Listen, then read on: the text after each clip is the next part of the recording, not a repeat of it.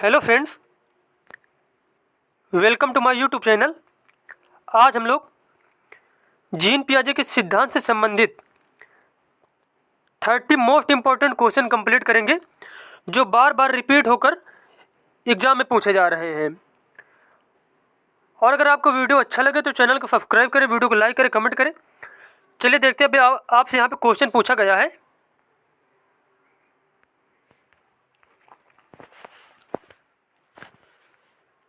अब यहाँ पे देखो, जो पहला क्वेश्चन पूछा गया है, ऊषा परिवेश की नई विशेषताओं को अपने चिंतन में सम्मिलित करने विद्यमान स्कीम में संशोधन कर रही है। वह क्या कर रही है? तो ऊषा यहाँ पे क्या कर रही है, यहाँ पे बताना है। तो इसका आंसर हो जाएगा, ऊषा यहाँ पे समायोजन कर रही है। क्या कर रही है? समायोजन कर रही है। और कई बार तो यही क्वेश्चन पूछा गया है कि स्कीमा के बारे में किसने बताया था। तो इसका आंसर हो जाएगा, पियाजे ने बताया था। किसने बताया था? ये पियाजे ने बताया था। तो ये भी पॉइंट आपको याद रखना है।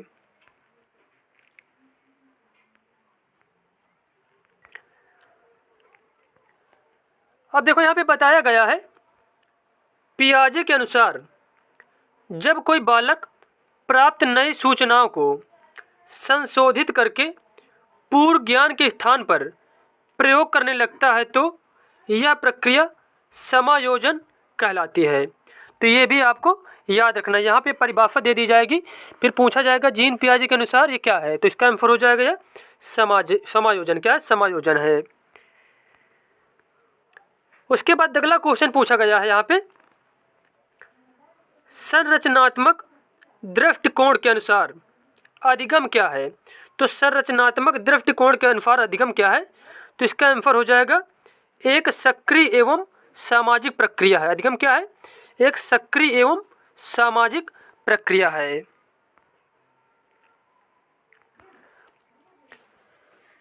अब यहाँ पे नेक्स्ट क्वेश्चन दिया गया है, संरचनावादी सिद्धांतों के अनुसार अधिगम के बारे में निम्नलिखित कथनों में से कौन सा सही है? अधिगम आवृत्ति संबंध के द्वारा व्यवहारों का अनुबंधन है।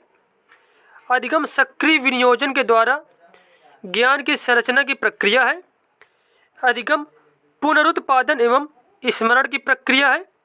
अधिगम यंत्रवत याद करने की प्रक्रिया है।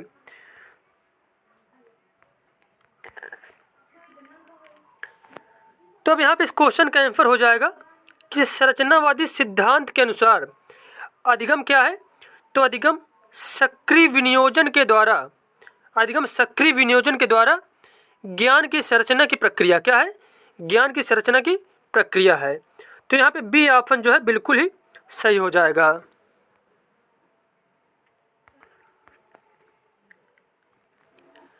अब देखो, यहाँ पे बताया गया है, संरचनावादी सिद्धांतकारों में स्विस वैज्ञानिक जीन पियाजे तथा रशियन मनोवैज्ञानिक लेव वाइगोत्स्की प्रमुख हैं।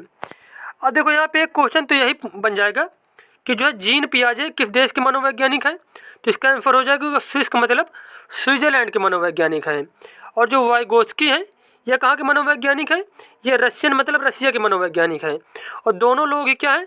संरचनावादी दृष्टिकोण के हैं। कैसे हैं? संरचनावादी दृष्टिकोण के हैं। इन दोनों सिद्धांतकारों का मानना है कि ज्ञान अधिगमकर्ता द्वारा सक्रिय रहकर सृजित किया जाता है। कैसे किया जाता है? सक्रिय रहकर सृजित किया जाता है, न कि निष्क्रिय रहकर वातावरण द्वारा प्राप्त किया जाता है। तो इनका दोनों का क्या मानना है कि जो है ज्ञान है वो अधिगमकर्ता द्वारा सक्रिय रहकर सृजित किया जाता है, न कि निष्क्रिय रहकर वातावरण द्वारा यह प्राप्त किया जाता है। उसके बाद क्वेश्चन पूछा गया है, संज्ञानात्मक विकास का अर्थ है। संज्ञानात्मक विकास का अर्थ होता है अभियोग्यता का विकास। क्या होता है? अभियोग्यता का विकास करना।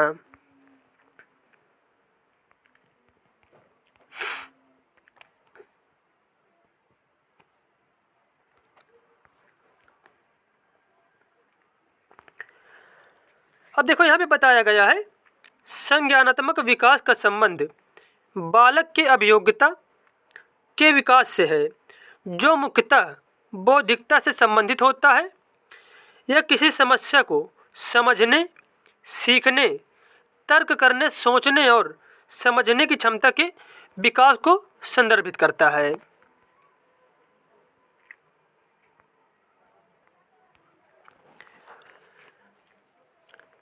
अगला क्वेश्चन पूछा गया है, संज्ञानात्मक विकास निम्न में से किसके द्वारा समर्थित होता है? संज्ञानात्मक विकास किसके द्वारा समर्थित होता है? तो इसका आंसर हो जाएगा एक समृद्ध और विविधतापूर्ण वातावरण। जहां पे एक समृद्ध और विविधतापूर्ण वातावरण उपलब्ध होगा, वहीं पे क्या हो जाएगा? संज्ञानात्मक विकास समर्थित होगा।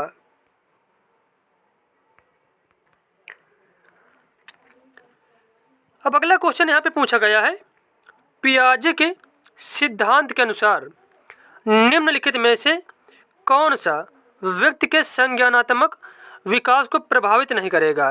तो इसका आंसर हो जाएगा भाषा जो है संज्ञानात्मक विकास को प्रभावित नहीं करेगी। जीन पियाजे ने क्या बताया था कि भाषा को जो है महत्वपूर्ण काम नहीं है किसमें? बच्चे के संज्ञानात्मक विकास में। इन्होंने 4 चरण बताए थे और बताए थे प्रत्येक चरण में इस क्रम में बच्चे का ऐसे ऐसे विकास होगा। लेकिन भाषा के बारे में किसने बताया था? वाइगोस्की ने बताया था। किसने बताया था? वाइगोस्की ने बताया था कि भाषा जो है बच्चे सीखने में महत्वपूर्ण भूमिका निभाती है। जबकि पियाजे ने सामाजिक अनुभव, क्रियाकलाप और परिपक्वता को महत्व दिया था।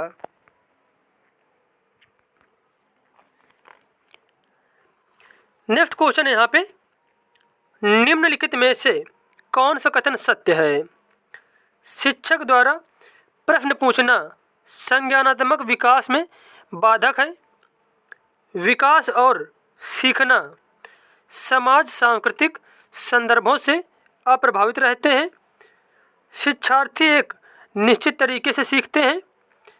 खेलना संज्ञान और सामाजिक दक्षता के लिए सार्थक है। तो यहाँ पे पूछा गया करेक्ट ऑप्शन कौन सा है? तो इसका आंसर हो जाएगा खेलना संज्ञान और सामाजिक दक्षता के लिए सार्थक है। तो यहाँ पे डी ऑप्शन जो है बिल्कुल सही हो जाएगा। और यहाँ पे ए, बी और सी ये तीनों ही ऑप्शन बिल्कुल ही गलत दिए गए हैं।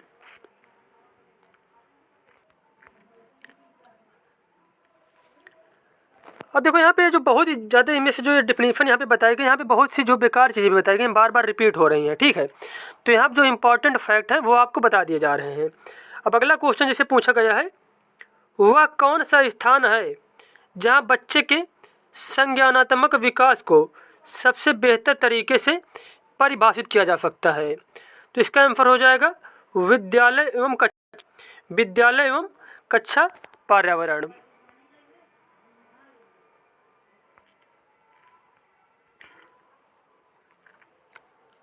अगला क्वेश्चन पूछा गया है, संज्ञानात्मक विकास से संबंधित है। संज्ञानात्मक विकास से संबंधित है, जीन पियाजे भी संबंधित है और ब्रूनर भी संबंधित है। तो इसका आंसर हो जाएगा ए और बी दोनों। ए और बी दोनों।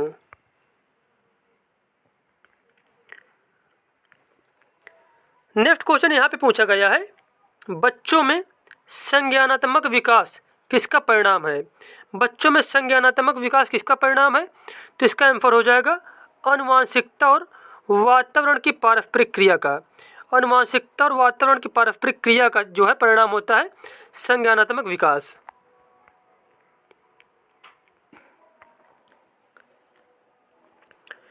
नेक्स्ट क्वेश्चन यहाँ पे पूछा गया है, निम्नलिखित में से कौन सा एक परासंज्ञात्मक कौशल को निरूपित करता है? तो इसका आंसर हो जाएगा अपनी ही सोच की विधियों के विषय में सोचना।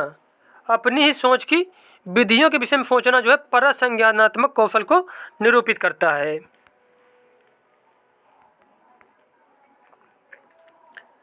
राघव एक झाड़ू पर इस तरह से चढ़ने का अभिनय करता है मानो वह किसी घोड़े पर सवारी कर रहा हो। उसकी यह क्षमता कहलाती है। उसकी यह क्षमता क्या कहलाती है? उसकी यह क्षमता कहलाएगी सांकेतिक प्रस्तुतिकरण। क्या कहलाएगी? सांकेतिक प्रस्तुतिकरण कहलाएगी। क्योंकि वो यहाँ पे क्या दे रहा है? एक संकेत दे रहा है कि मतलब चढ़ तो रहा है झाड़ू पे, लेकिन वो मतलब ये दिखाने की कोशिश कर रहा है कि वो क्या कर रहा है, मतलब ये घोड़े पर चढ़ रहा है। तो इसका आंसर हो जाएगा सांकेतिक प्रस्तुतिकरण।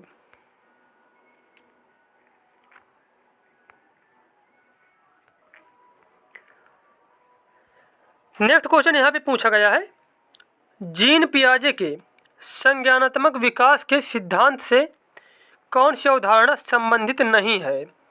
तो यहाँ जो अधिग्रहण है इसके बारे में जीन पियाजे ने नहीं बताया था, जबकि स्कीमा, आत्मसातकरण और व्यवस्थापन, इन तीनों के बारे में जो है जीन पियाजे ने बताया था।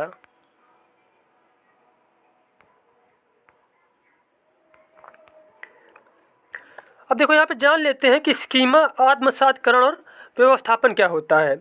अब देखो यहाँ पे स्कीमा के बारे में बताया गया है, मनुष्य के दिमाग में जो चीज़ें पहले से स्टोर होती हैं वह उनका प्रयोग करके किसी विषय के प्रति एक धारणा बनाता है, तो उसे स्कीमा कहते हैं। उसके बाद आत्मसातकरण के बारे में बताया गया है, पूर्व ज्ञान को नए ज्ञान से जोड़ना आत्मसातकरण कहलाता है। और व्यवस्थापन, अकोमोडेशन, मतलब इसको अनुकूलन भी बोलते हैं, पूर्व ज्ञान में परिवर्तन करके वातावरण के साथ तालमेल बिठाना समायोजन या फिर व्यवस्थापन कहलाता है। तो ये पॉइंट भी आपको सारे याद रखने हैं।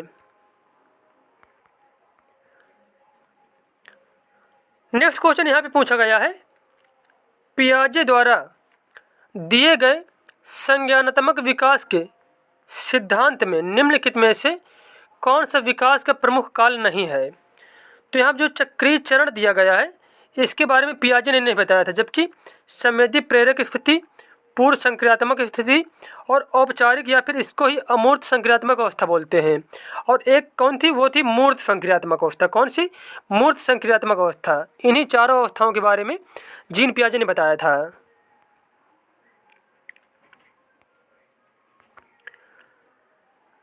अब देखो यहाँ पे प्रत्येक अवस्था की कुछ विशेषताएं बताई थी इन्होंने, और प्रत्येक अवस्था की एज बताई थी कि इतने से इतनी एज के बीच में जो बच्चे हैं वो इस अवस्था में रहेंगे।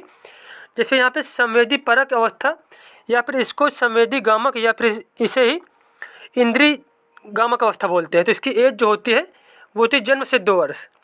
उसके बाद जो पूर्व संक्रियात्मक अवस्था है इसकी एज होती है 2 से 7 वर्ष। और मूर्त संक्रियात्मक अवस्था जो है इसकी एज होती है 7 से 11 वर्ष। और अमूर्त या फिर जो औपचारिक संक्रियात्मक अवस्था है इसकी जो एज होती है 11 से 15 वर्ष। उसके बाद अगला क्वेश्चन है, बच्चे दुनिया को लेकर अपनी समझ को सक्रिय रूप से निर्मित करते हैं, यह कथन किसने प्रस्तावित किया था। तो यह कथन कहा था जीन पियाजे ने। किसने? जीन पियाजे ने।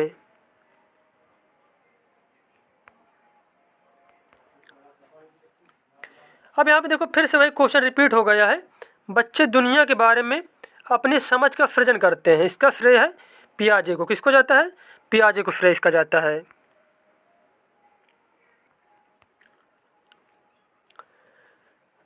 नेक्स्ट क्वेश्चन पूछा गया है, निम्नलिखित में से कौन सा कथन पियाजे के सिद्धांत के अनुसार कहा नहीं जा सकता। विकास गुणात्मक चरणों में होता है, बिल्कुल सही है। बच्चे अपनी दुनिया के बारे में ज्ञान का निर्माण और उपयोग करते हैं, ये भी बिल्कुल सही है। बच्चे अपने पर्यावरण पर क्रिया करते हैं, तो ये भी बिल्कुल सही है। जबकि जीन पियाजे के अनुसार निरंतर अभ्यास से अधिगम होता है, यह जीन पियाजे ने नहीं बताया था। तो यहाँ पे जो सी ऑप्शन है ये बिल्कुल ही गलत हो जाएगा।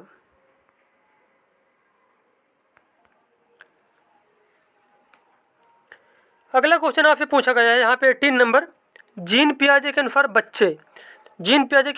जो बच्चे होते हैं ज्ञान को सक्रिय रूप से संरचित करते हैं जैसे जैसे वे दुनिया में व्यवहार कौशल का प्रयोग करते हैं तथा अन्वेषण करते हैं।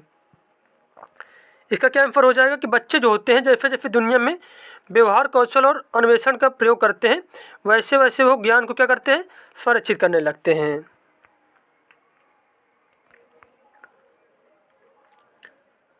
जीन पियाजे के अनुसार अधिगम के लिए निम्नलिखित में से क्या आवश्यक है। जीन पियाजे के अनुसार अधिगम के लिए निम्नलिखित में से क्या आवश्यक है। तो इसका आंसर हो जाएगा शिक्षार्थी के द्वारा पर्यावरण की सक्रिय खोजबीन। शिक्षार्थी के द्वारा पर्यावरण की सक्रिय खोजबीन। अब यहाँ पे लास्ट का 20 नंबर क्वेश्चन है, के विचार से बच्चे सक्रिय ज्ञान निर्माता तथा नन्हे वैज्ञानिक हैं। जो संसार के बारे में अपने सिद्धांतों की रचना करते हैं। यह कहा था पियाजे ने। किसने कहा था? पियाजे ने कहा था।